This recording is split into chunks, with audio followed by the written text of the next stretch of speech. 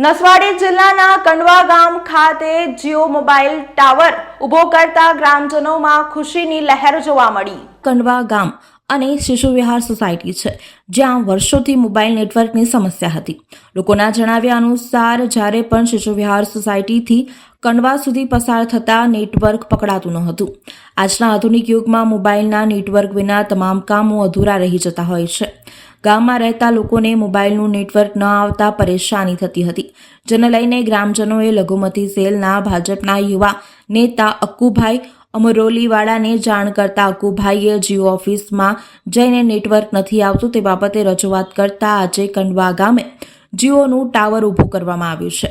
તેના લીધે આજે કંડવા ગામના યુવાનોએ ભેગા મળી અક્કુભાઈ અમરોલીવાળાનું પુષ્પગુચ્છ આપી સન્માન કર્યું હતું અને મોબાઈલનું ટાવર ઊભું કરતા ગામજનોમાં ખુશીની લહેર જોવા મળી હતી। આઝાદીના વર્ષોથી અમારા ગામમાં નેટવર્કની સમસ્યા હતી।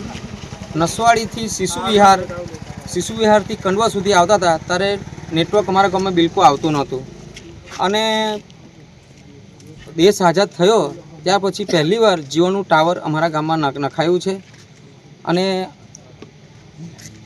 અમારા ગામમાં નેટવર્કની સમસ્યા હતી। અક્કુભાઈને અમે રજૂઆત કરી હતી કે ભાઈ અમારા ગામમાં નેટવર્કની સમસ્યા છે, તો એમની ધારદાર રજૂઆતથી અમારા ગામમાં આજે જીઓનો ટાવર ઊભો થઈ ગયો છે। એટલે અમે કંડવા ગામના યુવા સંગઠન તેમજ કંડવા ગ્રામજનો દ્વારા અક્કુભાઈનું અમે અભિવાદન કરીએ છીએ